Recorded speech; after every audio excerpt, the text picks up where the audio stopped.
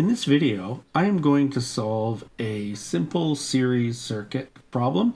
As you can see here, I have a circuit with a 6-volt ideal battery attached and 3 resistors that are connected, as you can see, in series.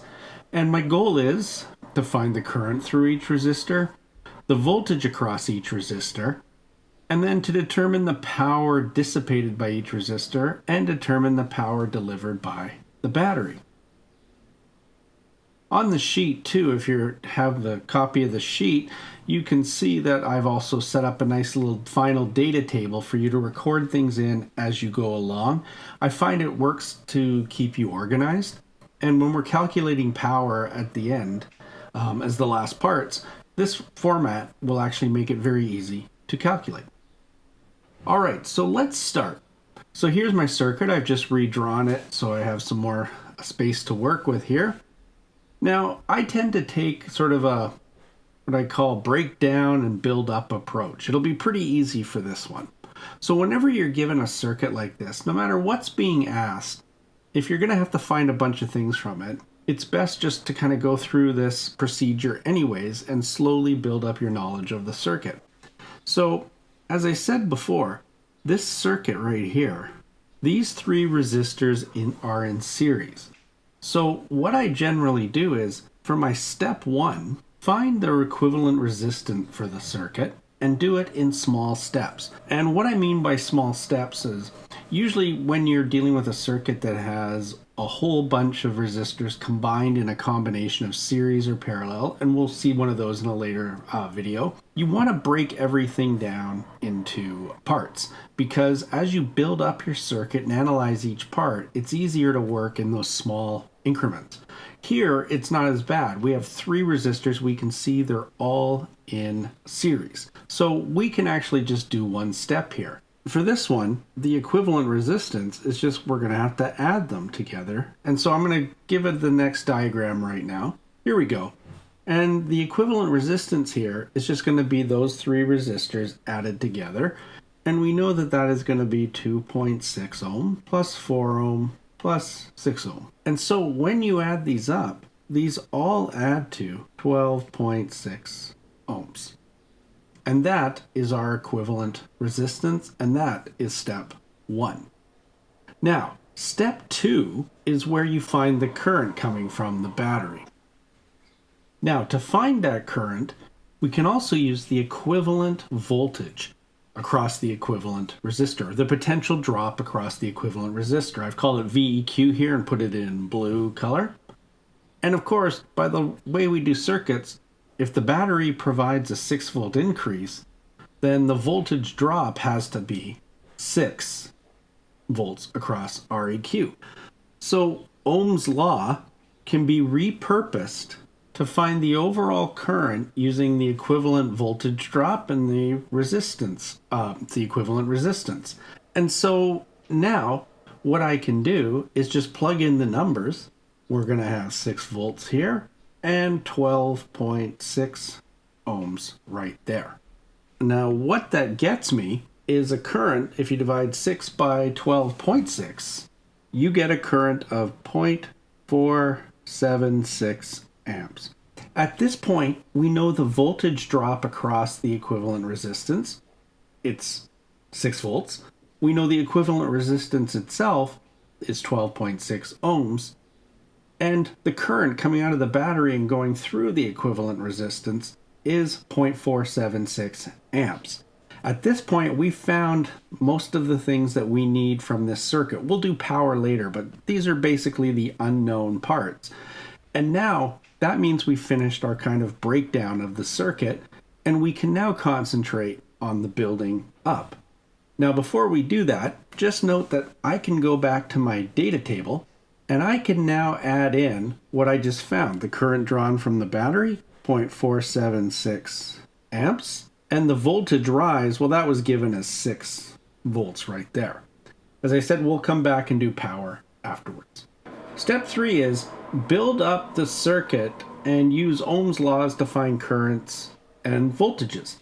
Now, one thing I should mention that I kind of glossed over here, and unfortunately it's due to my familiarity with the material is ideally what I really should have here is this is delta V right there. So if you were confused as to why I had one VEQ and a delta VEQ, they're the same thing. I just sometimes shorthanded it, don't put in the delta symbol. That's a personal thing that I do. Try not to be me on that one. But just note that if a delta sign symbol disappears, generally I'm treating them as the same thing. I'm just lazy sometimes. Okay, so how do we go ahead and build up this circuit? Well, I'm going to go back to my original circuit now. Okay, so here's my original circuit. Now, one of the nice things about this is that because it was a series circuit and those 3 resistors added up to the 1 resistance, the one thing that doesn't really change that we can kind of use as a springboard is the fact that the current coming out of the battery has to be the same. So that means the current coming out of the battery is going to be 0.476 amps. Knowing our things about series and that there's only one path for the current to travel, notice that this current, I1, is still going to be 0.476 amps. Current 2, as it comes around here, is also going to be 0.476 amps. And I3, you guessed it, 0.476 amps. Because it's in series, there's only one path. The same current that flows out of the battery and then back into the battery is the same current that's going to flow all the way back through each of these resistors. And so notice that all of these are the same. So because I found those out, the best thing I can do now to keep myself organized and not mix up any numbers is I can go back and put that in my little answer table. So here's my answer table. And notice we just found the current through each of them. They are all 0.476 amps. So we're starting to fill up our table here and we're getting all the answers we need. Let's figure out the voltage drop across each of these resistors. Okay, so now we want to find the voltage. So just to make things clearer, to find the voltages, I'm just going to repaste a new copy of this circuit. Do I expect you to redraw all these things out? No. You can be organized, but just for the clarity on the video, I want to be able to do this. There's going to be a voltage drop, delta V1 across there, delta V2 across there, and delta V3 across R3. And we now know that R1, R2 and R3 have the same current going through them. This is now where Ohm's law comes into play. In the format to find delta V, we can use delta V as IR. That's just Ohm's law written in another format. That means here, delta V1, for instance, is I1, R1, which is going to be 0.476 amps times 2.6 ohms. This is going to give you 1.24 volts. Now, similarly, delta V2 will be I2 R2, and delta V3 will be I3 R3. But I2 and I3 are the same thing as I1, 0.476. You know the two resistance values, so you can plug these numbers into your calculator. I won't show all the work to save you time on the video, but if we do that, I'm going to get 1.90 volts for V2 and 2.86 volts for V3. Now, notice, if I wanted to check them, notice that the total voltage rise in a series circuit has to be the total voltage drop in these series. If I add these numbers together, I am going to get 6 volts, which is just the EMF of the battery. So let's put this now in our answer table. So for R1, it was 1.24 volts. For R2, it was 1.9 volts and 2.86 volts for R3. At this point, we've basically broken down and rebuilt up our circuit. We've found all the currents and all the voltages. We've put them with the correct units into our final answer table. Now we can calculate the power dissipated by each of these. Now, we get lucky because power can be written as I times delta V, or I squared R, or delta V squared over R. So this is our formula for power given in terms of voltage and current, or current and resistance, or voltage and resistance. The reason I've set it up like this on the data table is I can just now multiply these two values together to get the power dissipated by R1, because that's just going to be I times delta V. And when I do that, I'm going to get 0.590 watts.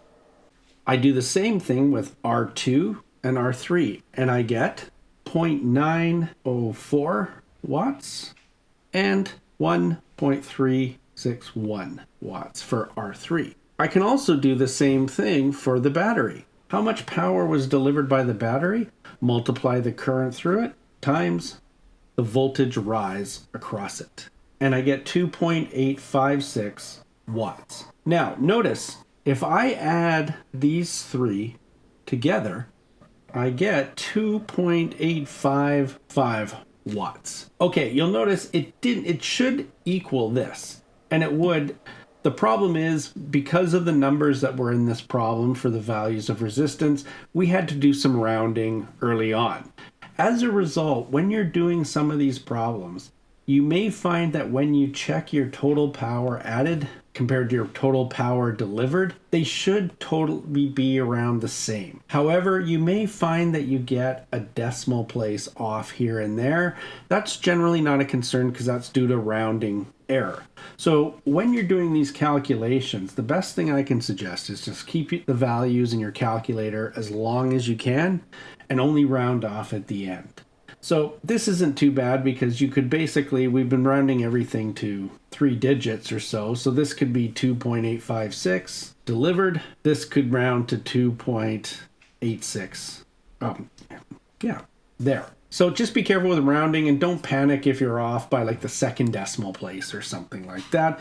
They should be fairly close and you can tell that you're on the right track. Anyways, that's the series circuit.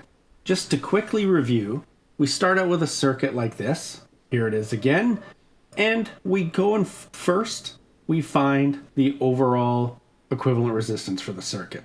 Then we start breaking down the circuit into individual series and parallel combinations. In step 2, we start breaking the circuit down, and depending on how many different combinations of circuits, resistors you have, you may take this and spread it out into more and more steps. Here, because all 3 resistors were in series, it was quite easy to find the equivalent resistance. We also then find the current being delivered by the battery by taking the voltage of the battery divided by the equivalent resistance. That gives us the overall current through our broken down here circuit. So we did this to find the current.